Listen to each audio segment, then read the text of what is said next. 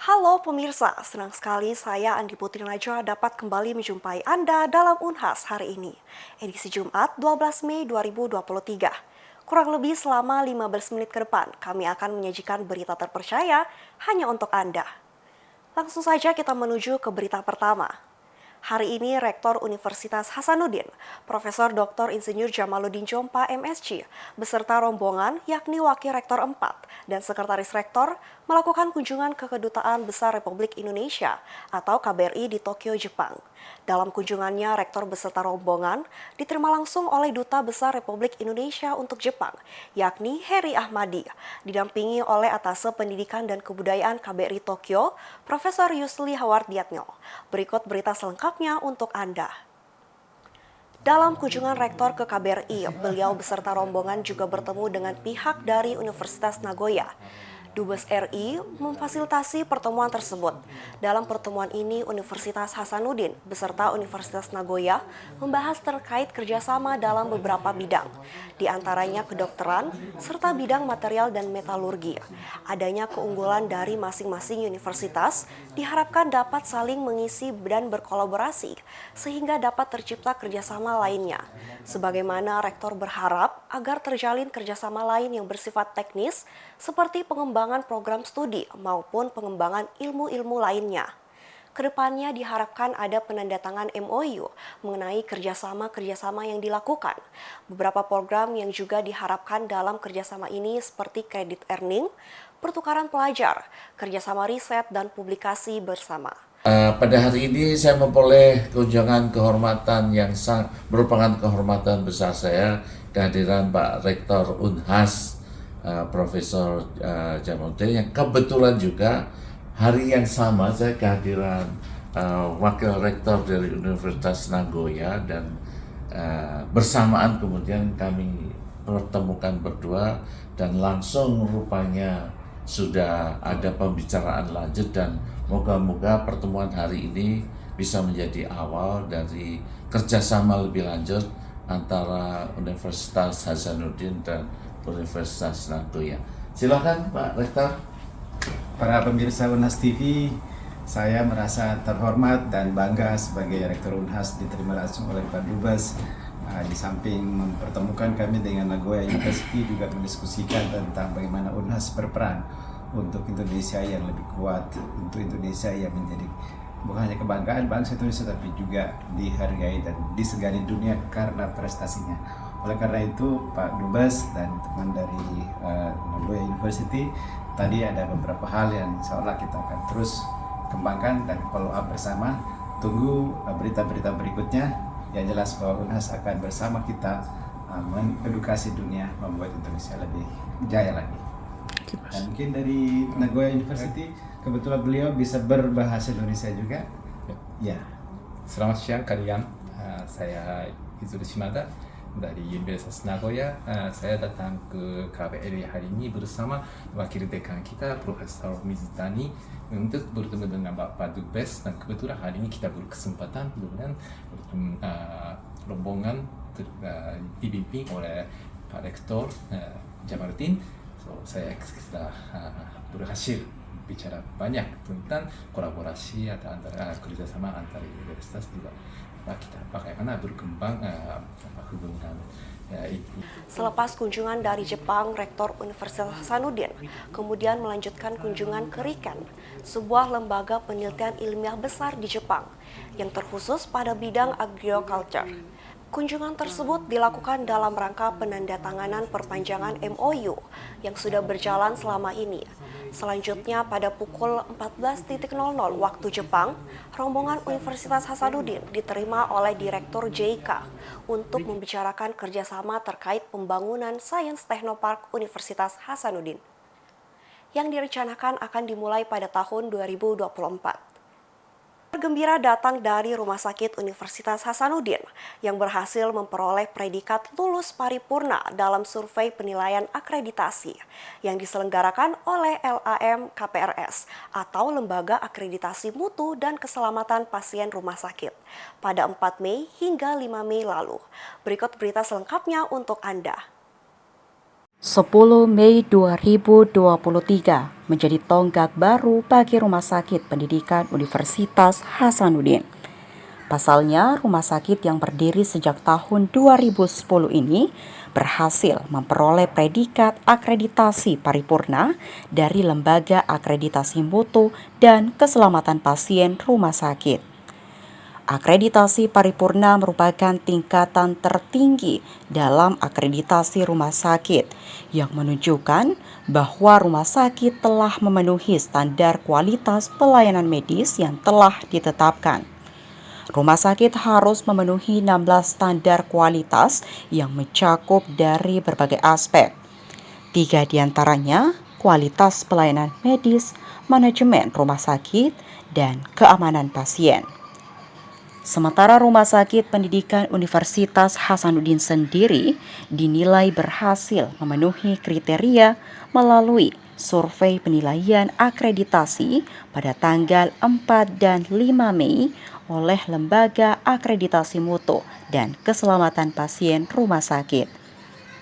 Selain itu, sebagai rumah sakit berakreditasi paripurna, Rumah Sakit Universitas Hasanuddin diperkenankan menggunakan logo Lembaga Akreditasi Mutu dan Keselamatan Pasien Rumah Sakit dengan beberapa ketentuan. Di antaranya, digunakan untuk mempublikasikan status akreditasi ini kepada khalayak.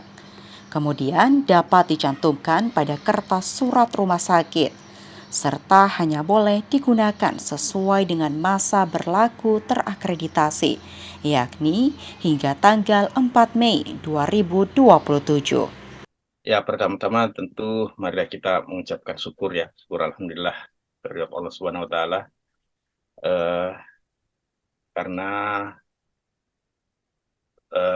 keberhasilan Rumah Sakit Unhas mendapatkan akreditasi tentulah berkat rahmat dan karunia Allah Subhanahu wa taala serta usaha dan doa yang dipanjatkan oleh seluruh staf Rumah Sakit Unhas.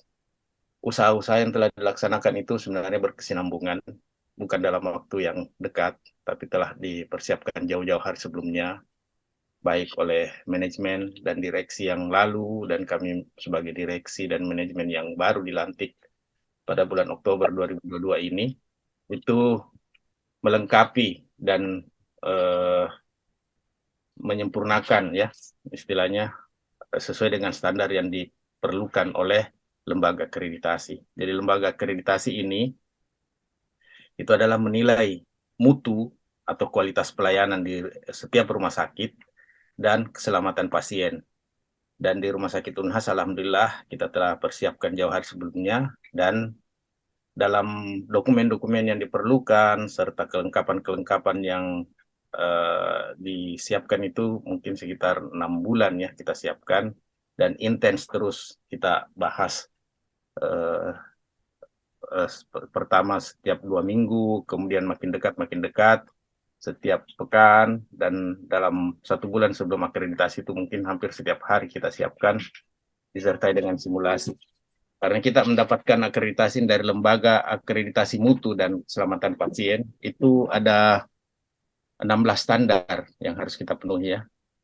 Baik dari infrastruktur bangunan, kemudian fasilitas, kemudian sistem SDM, dan bagaimana prosedur-prosedur keselamatan pasien itu bisa dilaksanakan. Jadi ada 16 ya. Tata kelola rumah sakit, peningkatan mutu dan keselamatan pasien, kemudian kualifikasi dan pendidikan staf. Jadi itu semua yang 16 itu adalah kira-kira untuk memenuhi unsur-unsur besar, fasilitas rumah sakit, struktur rumah sakit, infrastrukturnya, kemudian SDM-nya bagaimana, apakah dia qualified sebagai dokter, qualified sebagai perawat, dan sebagai nakes lainnya ya. Dan ini harus kelihatan betul bagaimana kita bekerja bersama untuk memberikan pelayanan yang unggul yang paripurna ke pasien dan juga tentunya memperhatikan aspek-aspek keselamatan pasien. Ya. Oh ya, jadi tingkatan akreditasi itu ya kira-kira sama dengan kelulusan ya. Kalau paripurna itu bintangnya 5, ini yang paling tinggi ya. Kemudian bintang 4, bintang 3, bintang 2, dan bintang 1 dan tidak terakreditasi ya. Jadi yang paling rendah adalah rumah sakit itu dinilai tidak terakreditasi jika tidak memenuhi standar-standar pelayanan, standar-standar kualitas, dan standar-standar keselamatan pasien itu betul-betul tidak terakreditasi. Dan kita bersyukur bahwa di Rumah Sakit UNHAS itu mendapat bintang 5, jadi lulus dengan kriteria tertinggi. Ya. Ya, ini harapan kami sebagai direksi dan juga manajemen Rumah Sakit UNHAS ya, bahwa apa yang dicapai ini kan cuma simbol saja bahwa kita paripurna. Yang paling penting adalah bagaimana mempertahankan pelayanan ini sesuai dengan borang-borang yang ada, agar kita senantiasa memberikan pelayanan yang terbaik bagi pasien. Jadi pasien itu misalnya merasa nyaman dilayani di Rumah Sakit UNHAS, cepat, dan ditangani dengan baik oleh seluruh SDM, baik perawat, apoteker, dan bahkan oleh dokter yang berpraktek, dokter spesialis dan subspesialis di Rumah Sakit UNHAS. Dengan akreditasi paripurna ini, Rumah Sakit Pendidikan Universitas Hasanuddin sebagai salah satu rumah sakit terbesar di Sulawesi Selatan diharapkan dapat menjadi contoh bagi rumah sakit lain dalam meningkatkan kualitas pelayanan medis di Indonesia. Zulkarnain dan Tama, Unhas TV.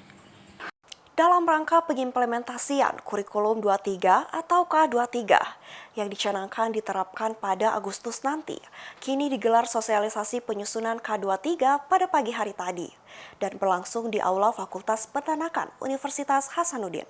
Berikut berita selengkapnya untuk Anda. Digelar secara luring dan juga daring, kegiatan ini dimulai pada pukul 8:30 pagi. Sosialisasi ini dihadiri mulai dari Wakil Dekan, Ketua Gugus Penjaminan Mutu beserta Sekretaris, Ketua Departemen beserta Sekretaris, dan para dosen Fakultas Peternakan Universitas Hasanuddin. Hari ini ada sosialisasi kurikulum 23 Universitas Hasanuddin di Fakultas Peternakan. Jadi K23 UNHAS ini adalah kurikulum yang akan mengadopsi kemajuan-kemajuan di dalam dunia pendidikan, terutama dengan adanya kebijakan pemerintah terkait dengan MBKM. Ya, dan kebijakan ini akan kami integrasikan di Fakultas Peternakan, di program studi S1 Peternakan, di mana kurikulum baru ini adalah memang pas untuk menggantikan kurikulum yang telah berakhir tahun 2023 ini. Ya, kurikulum yang lama adalah kurikulum 18 akan berakhir tahun ini dan digantikan dengan K23 ini.